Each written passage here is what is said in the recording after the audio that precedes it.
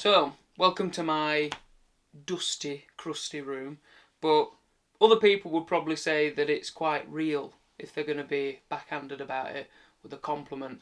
And I say this with no derision whatsoever, but The Holdovers is a really real film, if that makes sense. The Holdovers is directed by Alexander Payne, who you may know has done Nebraska. He's also done that one with Reese Witherspoon back in the day and the guy from Ferris Bueller's Day Off. He also did Sideways, 2004, which also had Paul Giamatti, who has been Oscar tipped for this very film. The Holdovers follows a cranky history teacher by the name of Paul Hunham, portrayed by Paul Giamatti, who a remote New England prep school who has been tasked to remain on campus over Christmas, holidays and the New Year to look after the holdovers, the students that can't go home because of whatever reasons.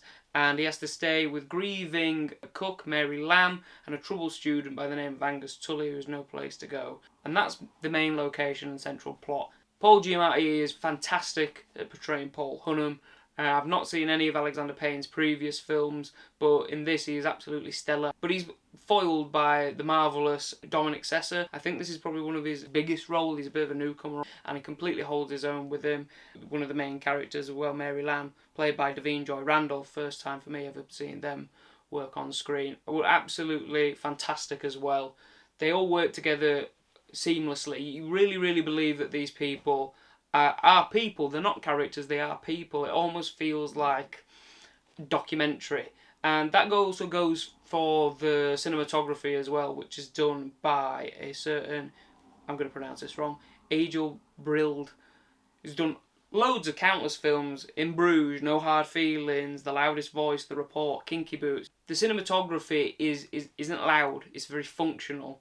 You know, crane shots, everything's kind of on the ground, tripod, and you know, there is some dolly shots, but it really is very functional, and it makes you feel as though you're there. It doesn't get in the way, which kind of is what Roger Deakins says, you know, the Oscars' biggest loser, nominated 10 plus times and only won recently for Blade Runner 2049.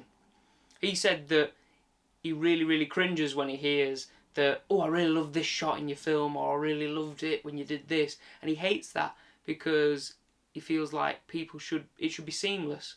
It should be not even in the front of your mind, the cinematography, because it's therefore getting in the way of the story. And I felt this film, as someone who loves film, it didn't get in the way. It invited me in like a warm hug. I can't talk about this film and not talk about the script because it's so good. And I think the reason being is that the writer David Hemmingson was actually based on his experience growing up in a prep school, and you can really feel that. The dialogue is really witty. The film, if I'm going to try and put it in a genre, it's like one of these. Is it a tragic comedy? I don't know. It's like what's good Will Hunting? Is it a comedy? Is it a slice of life? I think slice of life is probably the best, almost apt genre descriptor of the film. It doesn't really fit into that. It just feels like real life, and that's a testament to how good this film is and the portrayal of the characters by the actors.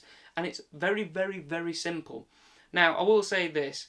I've quoted Will Hunting. Will the film be as iconic? I don't know. Only time will tell. I think also that will play into how much the awards it's going to win. I liked it also because it wasn't overly sad. It felt realistic. There was a balance of a sweetness and a comedy and a warmth, but also a tragic nature about it, but nothing that was kind of extraterrestrial or unconvincing, something that's not real. It just all came back to the realness. Even, you know, that comes down to the cinematography being grounded, the portrayals by the actors being very just naturalistic, the locations being used and being shot on location, nothing's on set, and the simple way it's shoot, and also the fact that for a film that's got such Oscar buzz and awards buzz and critical acclaim, the fact that it's actually quite a small film from this is just me going based on the credits here.